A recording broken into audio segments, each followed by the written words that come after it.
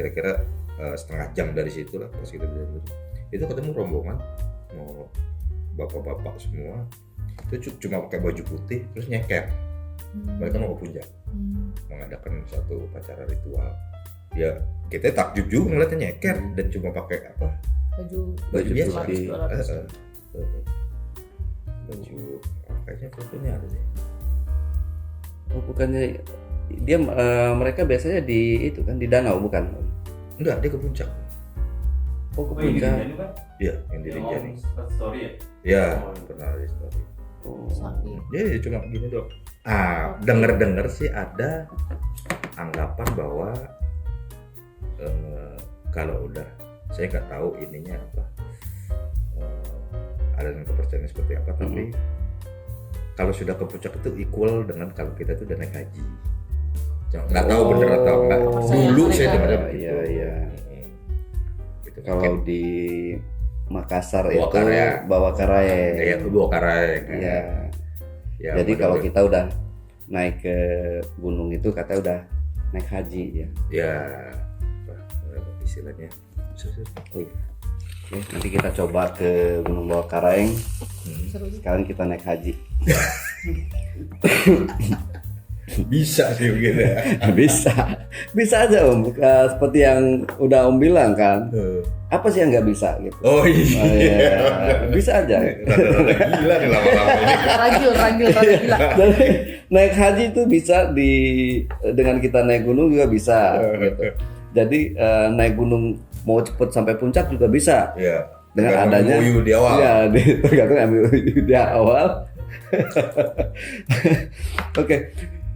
Kembali ke HP. Saya baca dulu. Oke. Perbedaan gunung di Indonesia dengan Di luar.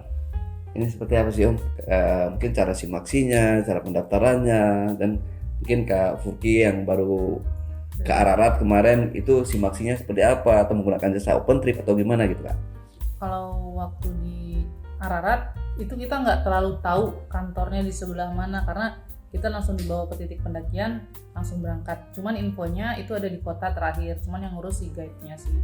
Dan di tiap posnya juga nggak ada posko gitu. Jadi kayak misalnya pos 3200 camp ini, itu tuh ada camp-camp lain di 3200 yang sejajar. Dan itu kayak operator ini di sini, operator ini di sini gitu. Jadi modelnya mungkin kalau di gunung kita mungkin operator OT yang ini dia dapetnya tempat masing-masing gitu, dan tempat masing-masing kan kalau kita cuma sekedar naruh tenda. Kalau di sana tuh kayak emang areanya gitu.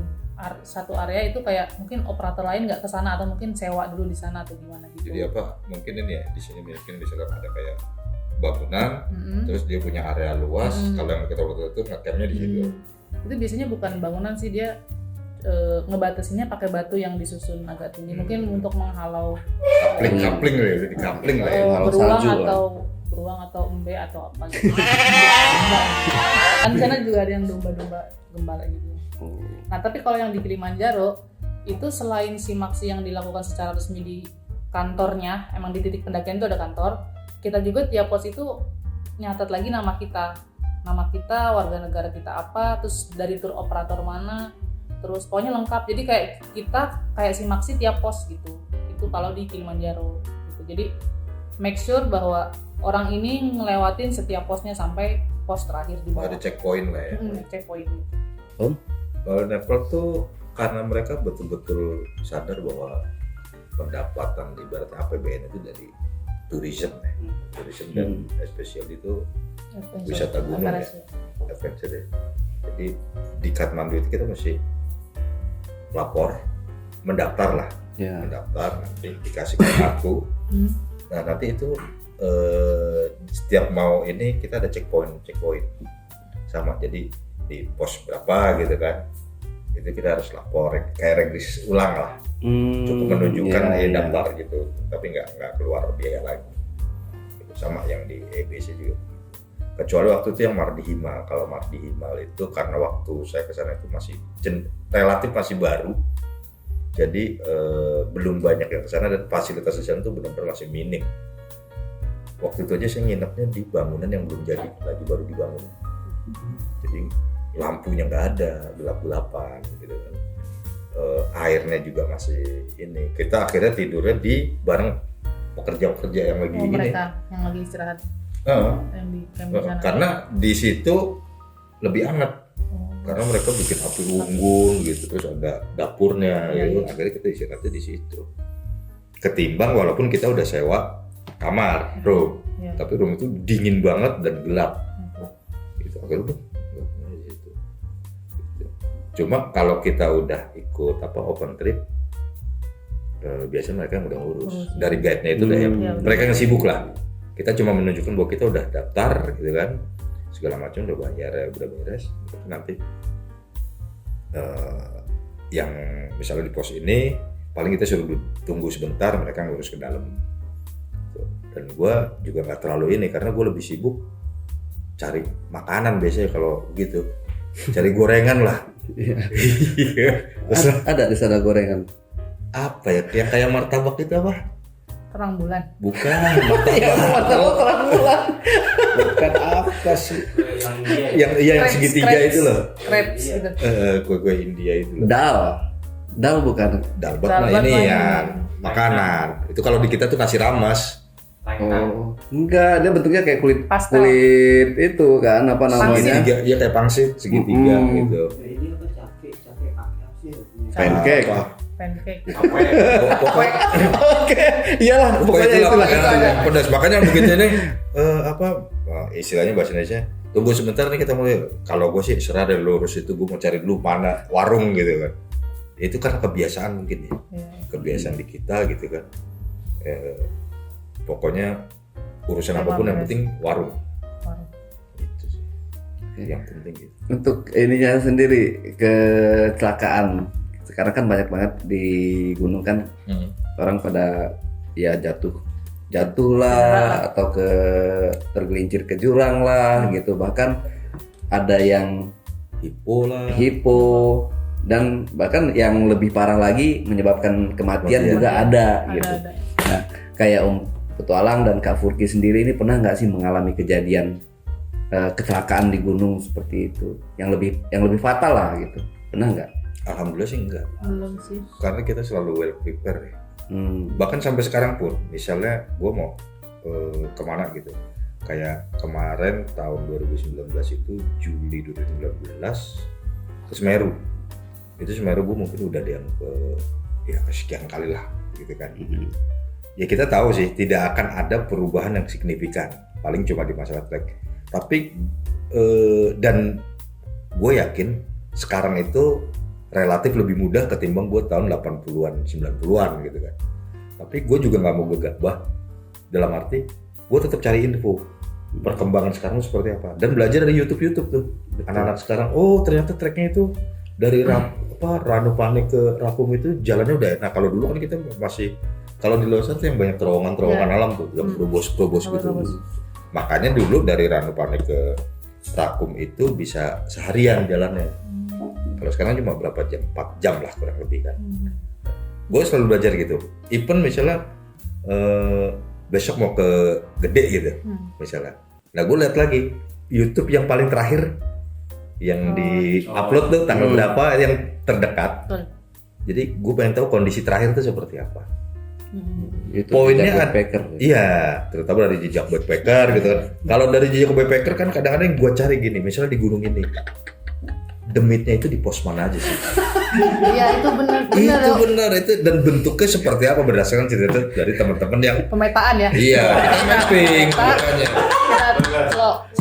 Iya, Sebelah mana, jadi mungkin kita tahu. sebetulnya ini usul nih buat teman-teman yang punya kemampuan lebih ya, keistimewaan gitu ya, punya kemampuan khusus yang suka naik gunung, cobalah sekali-sekali bikin mapping gitu ya. Contoh misalnya kayak di Gunung Gede gitu kan, di Telaga Warna itu apa Mbak Kunti, Ya. terus dari Telaga Warna yang jembatan apa tuh, yang Rawa itu, Rawadenok. iya Rawadenok itu apa, terus di pertigaan itu apa, jadi ya Kita bisa behave di situ gitu. iya, jadi ini biasanya begini berdasarkan cerita-cerita atau yang udah mengalami kan. Di sini jangan sini, misalnya kalau di Telaga Warna itu jangan ngecamp di situ gitu, atau setelah maghrib tuh jangan masuk ke dalam ke apa yang bangunannya itu. Gitu. Kalau mau istirahat di luar aja gitu karena itu cukup membantu juga sih. Tinggal jadi pilihan gitu. Apakah kita mau belajar atau mengetahui dari sisi itunya atau enggak? Kalau enggak ya udah nggak usah dibaca gitu kan. Iya.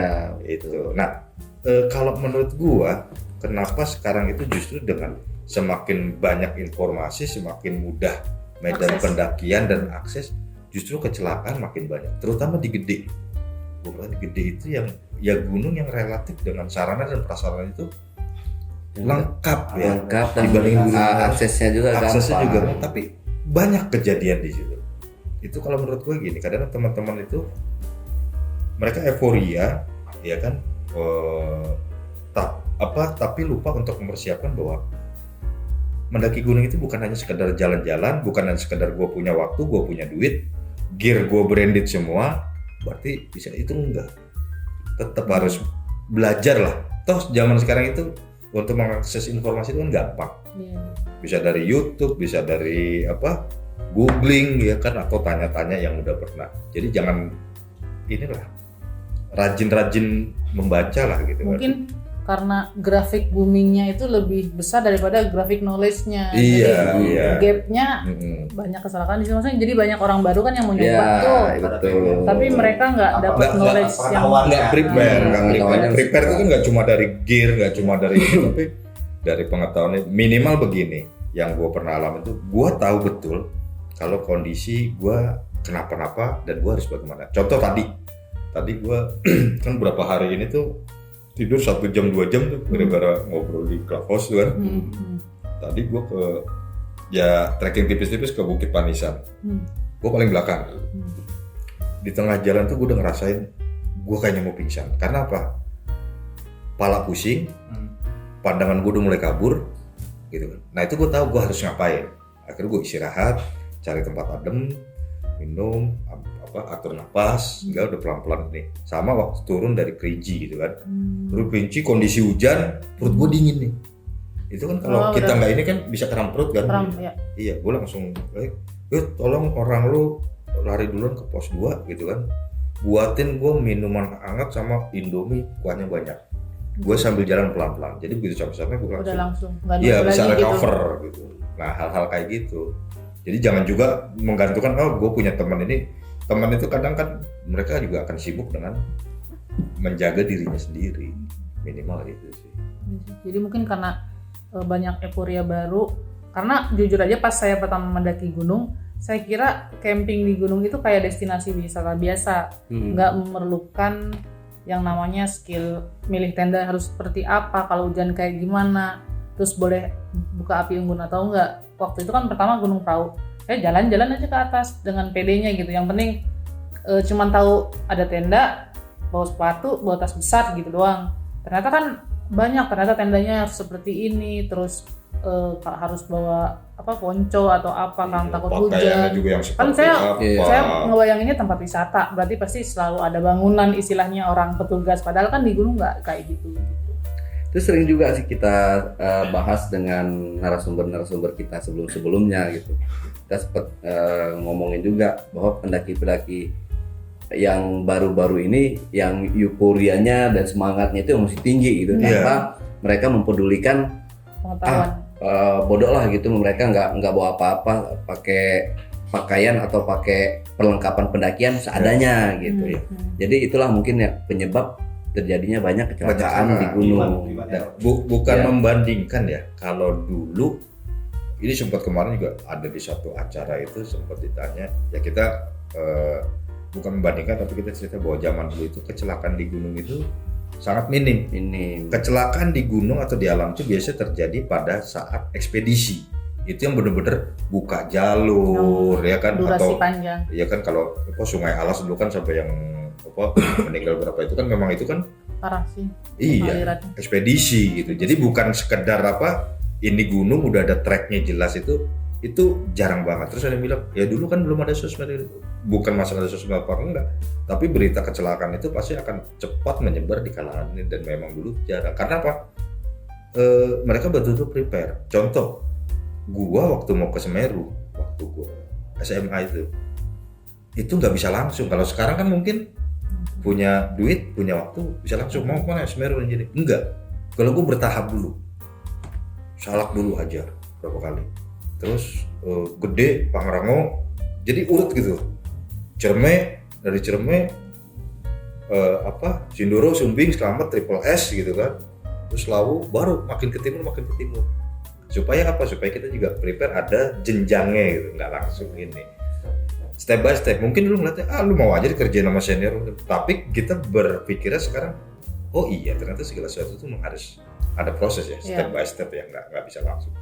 Beruntung kalau sekarang itu yang mau langsung itu kemudahannya banyak. Tapi sebetulnya itu kalau gue ngeliatnya cuma bisa senjata makan tuan. Iya, dan itu suatu keberuntungan gitu. Bahwa pada saat dia baru kenal gunung kan kadang-kadang begitu kan. Foto lu bagus-bagus ya, ini di mana Rinjani? Gue pengen ikut dong. Ya udah yuk, kapan? Bulan depan aja lu mau urus cuti atau lu libur, punya duit ada, langsung berangkat. Gitu. Tanpa persiapan segala macam. Tanpa persiapan. Iya. Karena kan misalnya nih kita baru naik gunung, ngelihat teman kita yang juga baru naik gunung, dia berhasil. Dia aja bisa. Dia aja gitu berhasil kan? aja gitu. Maksudnya dia kan nge-push hokinya dia, jadi berhasil naik dan turun dengan selamat. Jadi kebanyakan mungkin sekarang tuh kayak nekat-nekatan gitu, jago-jagoan di gunung, gue berhasil di naik gunung. Padahal yang harus dibiasakan itu kalau bisa setiap naik gunung itu zero accident, bukan malah cari cerita yang seru apa gimana gitu sih. Iya. Jadi kalau bisa sih track record nih dari lu pertama naik gunung ya zero accident aja gitu. Jadi kalau ditanya lu pernah ngapain aja di gunung, apa pernah kecelakaan apa, nggak ada, gue bersih gitu kan, track recordnya jadi bagus gitu. Daripada iya di sana gue jatuh ke jurang gara-gara gini apa gitu. Gila lu, gue hipo lu, gue nyaris mati, bangga. Gitu, bangga, harusnya jangan gitu. Itu takut ya kan. Memang ceritanya memorable sih, tapi sebaiknya ya kita balapannya ya zero accident di gunung. Jadi track record kita nggak pernah ada kecelakaan di gunung gitu. Kembali ke HP. Oke, taruh lagi. Dari ini benar agak sedikit kita ke pendakian terakhirnya Om petualang ini ya, ke Gunung Latimojong. Jadi sebelumnya kami dari tim Jejak Backpacker mengucapkan turut berbelasungkawa yang sebesar-besarnya buat Om Bas dan buat keluarga Om Bas yang ditinggalkan, semoga diberi ketabahan. Ya, Om, waktu kemarin kan Om petualang beserta timnya kan mendaki ke Gunung Latimojong. Dan itu gimana sih Bang Om, cerita tentang si Om Bas bisa meninggal kecelakaan di sana itu. Ya, sebelumnya saya juga minta izin dulu dengan pihak keluarga bahwa saya cerita ini tidak ada maksud apa-apa, hanya sebagai istilahnya knowledge juga buat terutama buat teman-teman yang masih di bawah saya gitu ya, dan juga untuk memberikan satu gambaran bahwa mendaki gunung itu bukan kegiatan yang bisa dianggap enteng gitu. Ya lepas dari masalah takdir ya. Jadi kalau saya perhatiin mungkin berdasarkan cerita, kebetulan sih saya tidak satu rombongan, beda rombongan gitu kan, beda ya. Istilahnya berdasarkan cerita yang saya dapat juga dari teman rombongannya, beliau itu sepertinya kurang istirahat, jadi kondisinya mungkin tidak terlalu fit karena memang tidak seperti biasanya. Saya sudah beberapa kali mendaki bersama beliau itu, beliau itu jalannya cepat, bahkan saya sering keteter. Tapi memang pas hari itu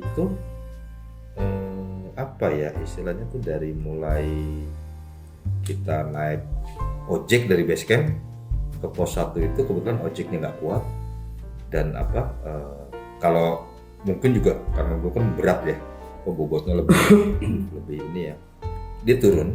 Kalau saya di belakang itu, tapi ojeknya saya paksa, bilang ini terus, nggak bisa Pak, cuma sampai sih, nggak mau gue nggak mau gue udah bayar kok, kasarannya begitu. Tetap walaupun ini paksa, lo turun itu begitu naik itu kalau orang Jawa bilang tuh udah menggeh tuh, ngos-ngosan. ngos-ngosan, nggak seperti biasanya. Terus ini kenapa nih, terus ngobrol sama teman, iya semalam itu beliau tuh sempat tidurnya larut karena cerita-cerita atau nggak bisa tidur, atau kadang orang terlalu capek juga untuk tidur susah. Iya. Gitu. Nah, di situ terus kemudian dari pos 1 ke pos 2 sempat ketemu, saya udah sampai duluan ke rumah saya, sampai ketemu sempat bercanda. Nah begitu pos 3 itu, dari pos 2 ke pos 3 itu memang kan medannya kalau di Latimojong itu cukup curam, cukup curam dan perlu full konsentrasi ya. Nah di situ juga balik lagi saya paham betul saya siapa dan kondisinya seperti apa. Saya sering di tengah jalan tuh saya bilang ntar dulu berhenti dulu. Kenapa? Karena saya merasa kalau orang Jawa bilang keliengan, pusing. Nah, terus napas itu atur dulu, napas. Seperti itu. Saya nggak tahu proses kejadian seperti apa, tapi yang begitu saya mendapat kabar pas kejadian saya tuh udah mau sampai di pos 4. Sementara kejadian di antara pos 2 dan pos 3. Jadi cuma dikasih tahu Mbak jatuh, langsung saya turun lagi kan, keril paro turun begitu ngeliat bahwa ternyata beliau udah nggak ada, dan berdasarkan cerita dari teman rombongannya ya sepertinya sih beliau itu jatuhnya ke belakang ya, geblak gitu. Geblak, kemungkinan kalau berdasarkan analisa pribadi saja gitu ya. Kemudian kalau nggak leher itu kena, di sana kan banyak akar-akar besar ya.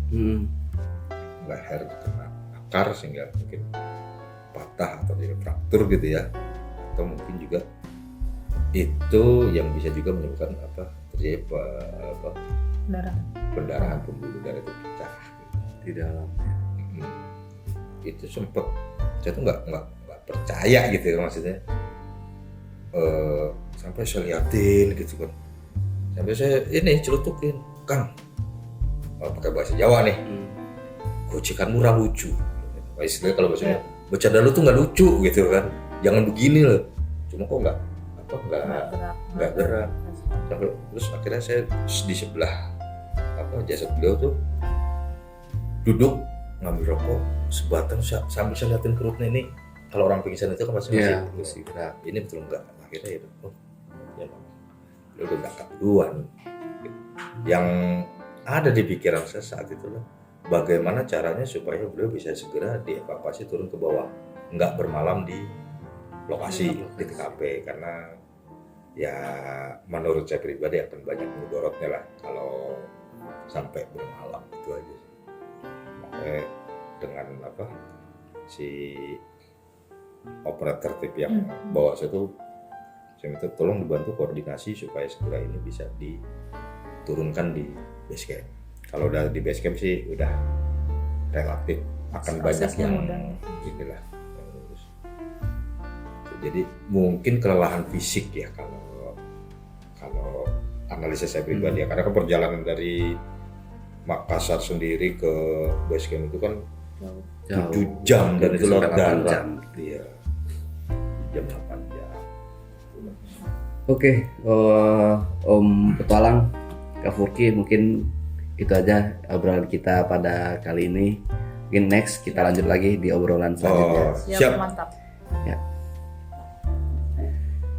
Nah, J-Packers, itulah tadi obrolan kita bersama Om Petualang dan Kak Furki.